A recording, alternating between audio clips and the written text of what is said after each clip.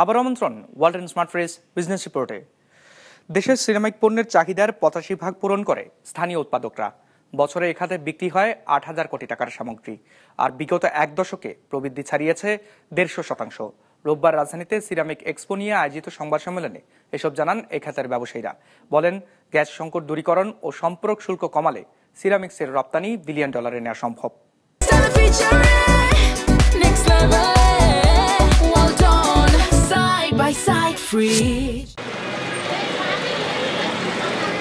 Toilet সামগ্রী, tiles, থালা বাসন ও অন্যান্য সামগ্রী নিয়ে 7 দশক আগে শুরু হওয়া সিরামিক খাতে এখন কোম্পানির সংখ্যা ৭০টিরও বেশি।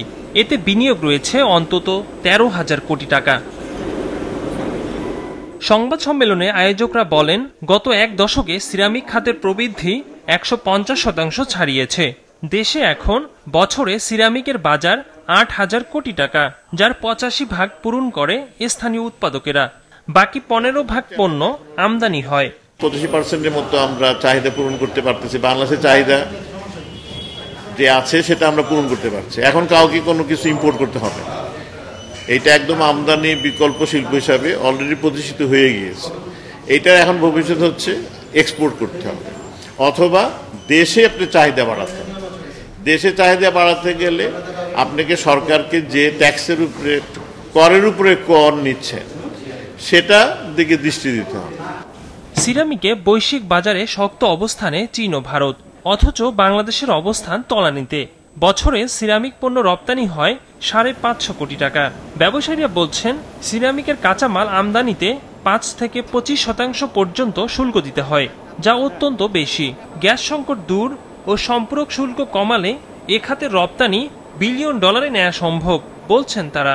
গ্যাসের স্বল্পতা এটা একটা বড় চ্যালেঞ্জ, আর ব্যাংকে এখন পর্যন্ত কোনো নতুন ঋণ দিচ্ছে না।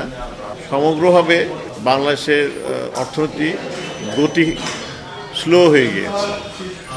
এটা একটা নতুন চ্যালেঞ্জ হিসেবে আমরা দেখছি। ওনারা বলছেন এই যেটা 25% আছে, ওনারা বলছে এটা অন্য কোনো প্রজেক্টে ব্যবহার করা হয়ে যাবে, অথবা এটা আপনারা মার্কেটে বিক্রি হয়ে যাবে। সিরামিকের কোনো র মেটেরিয়াল সিরামিক ছাড়া অন্য কোনো কাজই ব্যবহার হবে না।